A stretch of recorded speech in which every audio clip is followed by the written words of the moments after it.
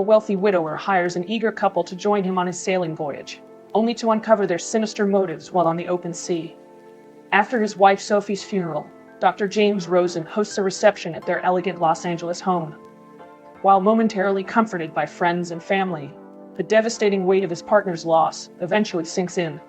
To soothe his grief, his children, Steve and Trish, urge him to sail on their yacht, Letitia. Inspired by their encouragement and Sophie's unfulfilled wish, James later decides to sail to Hawaii, a voyage that he and his wife had always dreamed of taking together. Though an experienced sailor, James knows he needs a companion at his age. After posting an ad for crew members, he quickly finds an eager applicant in Mike, who meets with him, bringing along his girlfriend, Karen. When James inquires about their sailing experience, Karen admits she's a beginner, while Mike confidently claims years of practice. With much enthusiasm, she then asks if they can join the voyage. Taken aback by her admission, James points to his flyer, emphasizing he's seeking experienced sailors due to the potential dangers of the journey. He eventually rejects their application, but the couple persists. Karen offers to handle all cooking and cleaning, while Mike asserts that he's also an expert mechanic. Intrigued, James follows up by asking about his experience with diesel engines. In response, he proudly shares that he's been working on them since childhood. This prompts the doctor to reconsider.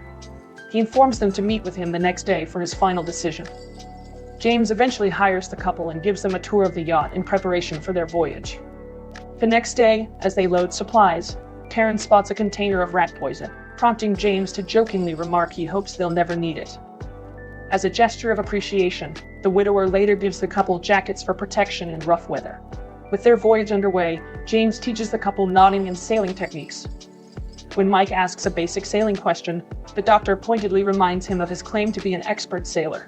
Flustered, Mike reasons it's been a while, but James counters that basic skills should not be forgotten. Mike quickly claims he was joking and insists he knows his way around the yacht. To his relief, James ends the discussion, saving the rest of his lessons for the next day. Later, Karen prepares dinner while James, alone in his room, breaks down after finding a picture of his late wife. Hearing him cry, she invites him to come out.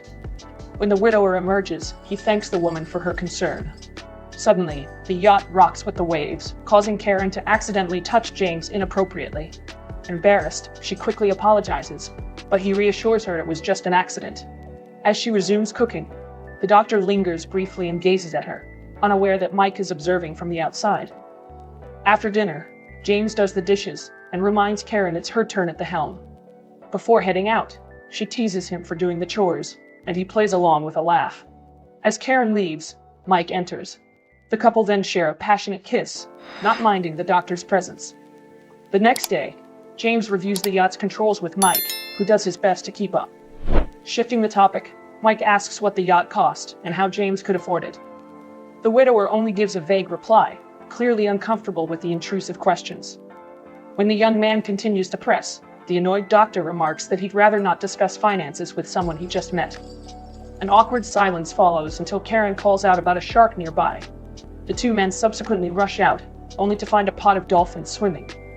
The sight breaks the tension, and they share a laugh, enjoying the moment together. That afternoon, the couple decides to sunbathe.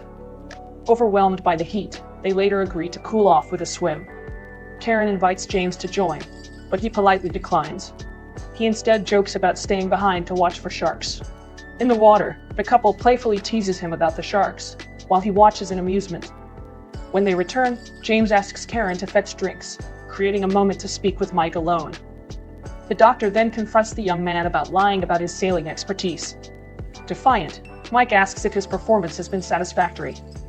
When James agrees, Mike points out that results matter more than honesty. He then brushes off the issue, leaving the widower stunned by his attitude. While sunbathing again, Karen asks Mike to undo her straps and apply lotion on her back. Aware of James nearby, he hesitates, but eventually complies. When Karen gets up, an irritated Mike tells her to cover up. She dismisses his concern though, arguing it's no issue if James sees. She points out that he's a doctor, who's likely seen his fair share of female bodies, and is also old enough to be her father. Upset at her refusal to listen, Mike heads inside. Karen then turns to James, who reassures her he doesn't mind. In response, she tells him not to worry about her boyfriend. Inside the cabin, Mike resorts to a certain substance to cope with his anger. The next day, while Mike mans the helm, Karen flirts with James, gently caressing his knee as she mentions how much she enjoys sailing. Nervous but flattered, the doctor compliments her beauty. He then invites her to help clean the yacht, and she agrees while continuing to tease him. Later, James eagerly teaches the couple how to handle the fishes they'll catch. Suddenly, Mike pulls out a knife, suggesting they use it instead. The sight of the weapon makes the doctor uneasy. He immediately tells the young man to put it away, and he reluctantly follows. James soon proceeds to teach Karen how to rig the lure. As he does so, she begins flirting with him again, even with her boyfriend nearby. Frustrated, Mike yells at her to stop. To ease the tension, James offers Mike the lure. Seizing the chance to get back at the man his girlfriend is flirting with, Mike accepts it. As he casts the lure into the ocean, he slyly elbows the doctor who's standing behind him. This causes the old man to stumble and hurt his back. Due to that incident, dinner becomes awkward. To break the uncomfortable silence, Mike casually asks the doctor about his back while insisting it was an accident. Not liking her boyfriend's unapologetic tone, Karen calls him out. However, Mike snaps back at her. He then turns to the doctor, saying it's his fault for getting in the way and not being coordinated enough. Though annoyed by Mike's disrespect, James lets it slide and agrees it was an accident, earning Karen's praise for his kindness. To lighten the mood, James suggests learning another bowline tying technique. Karen responds eagerly, while Mike offers a sarcastic enthusiasm. Before demonstrating the knot, James shares its origins. When Mike tries to correct him, the doctor seizes the moment to highlight the young man's lack of knowledge. After explaining in detail why Mike is wrong, James proceeds with his history lesson and demonstration. Through it all, Karen silently observes, seemingly enjoying the tension. That night, as James enjoys the breeze on the deck, Mike emerges from the cabin. He leaves the door open as he returns inside to make love with Karen, attempting to provoke the widower. When Karen later notices James watching, they exchange smiles. Mike quickly realizes her focus has shifted, but by the time he looks, the doctor has already returned to the helm. The next day, James spots Mike's knife on the kitchen table. As he reaches for it, Mike emerges from his room and dares him to pick it up. Hoping to avoid conflict, the doctor denies any involvement with Karen and urges the young man to stop his games. However, this doesn't deter Mike, who continues to taunt him, eventually yelling at him to pick the knife up. When James still refuses to engage, Mike grabs the knife and points it at him to assert dominance. Hours later, while Mike sleeps, James quietly enters his room and picks up the knife. As he considers using it, Karen suddenly walks in, forcing him to discreetly put it down. Mike then wakes up, startled to see James in his room. The doctor quickly claims he's fixing the door, and Karen backs him up, calming her boyfriend. However, with James continuing to talk, Mike snaps, ordering him to just fix it and leave. When Mike later emerges from his room to man the helm, James cautiously greets him, apologizing for earlier and offering a life jacket for safety. However, the young man shoves it back, causing the widower to fall. As he menacingly approaches, James pleads not to be hurt. Mike eventually backs off and heads outside. Fed up with the young man's disrespect, James grabs his own knife, planning to attack. However, he freezes, overwhelmed with anxiety upon seeing Mike approach. Later, while Mike quietly mans the helm, a figure in a jacket and gloves retrieves an axe from the cabin. With Mike's back to the ocean, the figure sneaks up and kills him with a single strike. After the attack, his body is thrown overboard. The next morning, Karen bursts into James's room, panicking over Mike's sudden disappearance. Spotting a knife on his bed, she questions him, but James dismisses it, claiming he was sharpening it the night before. Still hysterical, Karen insists something terrible has happened and urges James to help find her boyfriend. The two then search the yacht for Mike. James suggests he may have fallen overboard, but Karen refuses to believe it. Eventually, he instructs her to issue a mayday call while he continues the search. Later on, Karen confronts James, demanding to know what he did to Mike. While admitting there was tension between them, he firmly denies any involvement in his disappearance. When he implies Karen was the cause of their conflict, she gets mad, accusing him of shifting the blame onto her. James tries to calm her, but she refuses and demands he find her boyfriend. While making sandwiches, James finds a bloody glove in the sink. After some thought, he rinses it off and puts it back. He then brings the sandwiches to Karen, concerned that she hasn't eaten much since Mike's disappearance. As he turns to leave, she softly asks him to stay. Exhausted from the search, she rests her head in his lap, and apologizes for the harsh words she said earlier. 3 days into the search, James lays out their options to Karen. Keep searching until they retrace their path all the way back to LA, or resume the voyage to Hawaii. She breaks down at the thought of abandoning the search. In turn, he gently reminds her they've done all they can, and no rescue has come to aid them. After thinking it over, Karen agrees with the doctor to sail to Hawaii. Days later, Karen is in better spirits, but admits she still breaks down occasionally thinking about Mike. Empathizing, James shares that he feels the same about losing his wife. Their conversation then shifts to playful banter about the doctor's wealth. As he gets up to adjust the sails, Karen compliments his sailing skills and suddenly goes for a kiss. However, the widower stops her, stating that they're not yet in the right emotional state for that. After doing the dishes, Karen flirtatiously approaches James, who hands her a glass of wine. She quickly drinks it, and when he refills it for himself, she downs it again. Amid the tension, they begin kissing, but Karen pulls away. They both apologize and return to drinking.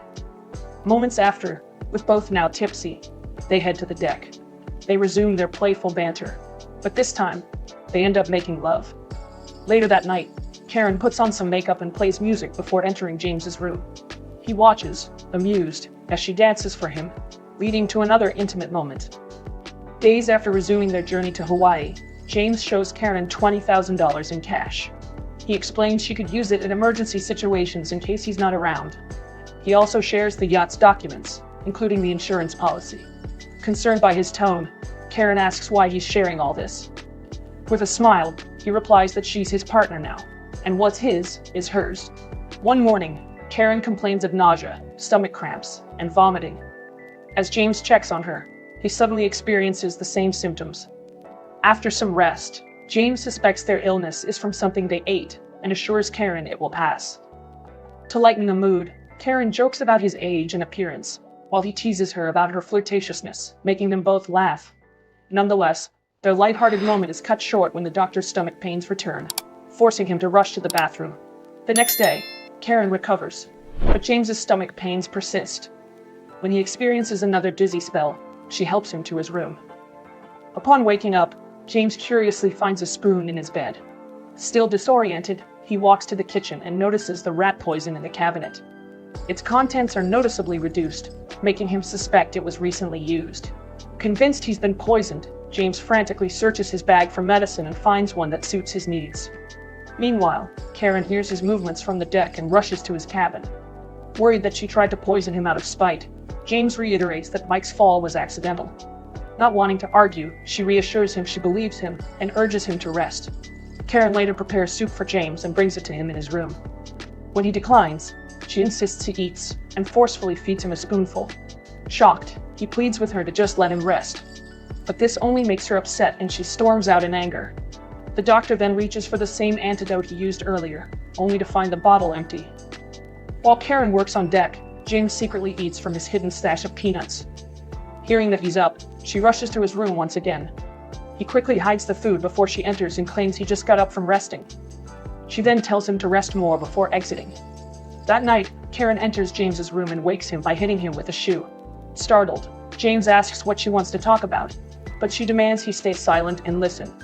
When he apologizes, she suddenly smacks him for not following her instructions. As James struggles to process what she just did, Karen makes a shocking revelation, admitting she's responsible for what happened to Mike. She then launches into a rant about the doctor's privileged life, contrasting it with her own harsh upbringing. When James attempts to empathize, Karen's anger only intensifies. With fury, she puts him in a headlock and drags him out to the deck. A struggle then breaks out between them.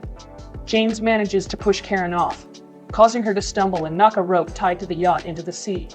As he tries to escape, she catches up and brutally beats him. In the end, she overpowers him and kicks him overboard. With the yacht all to herself now, Karen flashes a chilling smile. Sometime later, James appears in a Hawaii courtroom amid a media frenzy surrounding the high-profile case. On the stand, he recounts meeting Mike and Karen and how the dynamics of their relationships evolved as they sailed. When asked about intimacy-related tension among the three of them, James hesitates before eventually denying it. The prosecutor then presses him to explain how the voyage began with 3 people in LA, but ended with only him arriving in Hawaii. Addressing the jury, James emotionally delivers a fabricated account of encountering fierce winds at sea. He claims to have been below deck when he heard a low rumble. Rushing upstairs, he describes seeing a massive 40-foot wave barreling toward the yacht. While he was frozen in fear, he says the wave struck, launching him into the air and knocking him unconscious. He concludes his narration by claiming he remembers nothing after that. Seeing through his lies, the prosecutor dismantles his story and accuses him of killing the couple. Unfazed, James sticks to his account, insisting he remembers nothing after being knocked unconscious. To back his story, he emphasizes the ocean's unpredictability and how it can shift from calm to chaos in an instant. James is ultimately acquitted. Yet long after the trial, he continues to be haunted by nightmares of what truly happened on the yacht. After Karen kicked him overboard, James clung to the rope she had accidentally knocked into the sea and used it to climb back aboard. Oblivious, Karen began to celebrate her apparent victory, only to see the doctor back on the yacht. Furious, she lunged at him again, causing him to fall down. As she continued her attack, James suddenly came up with an idea. He hit a switch to rotate the sail, and then gripped Karen to keep her in place. Within seconds, the rotating sail swept across the deck, striking her with force and sending her tumbling overboard. At a bar in Hawaii, James is reading a news article about his acquittal when a couple, Alex and Joanna, approaches him. They ask if he was the one who posted an ad seeking a crew for a trip to California, and he confirms. Eager to get to know them better, he invites them for coffee to discuss their sailing experience. Alex boasts of being an experienced sailor and a skilled mechanic. On the other hand, Joanna admits she's only sailed short distances on her uncle's boat, but proudly adds that she's an excellent cook. The couple then explains that the ad felt like the perfect opportunity for them.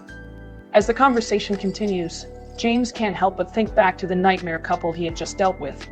Amused by the uncanny similarities between them and this new pair, he ends up bursting into laughter. Subscribe to watch more videos like this, turn on notifications, and leave a like to help the channel out. Thank you for watching.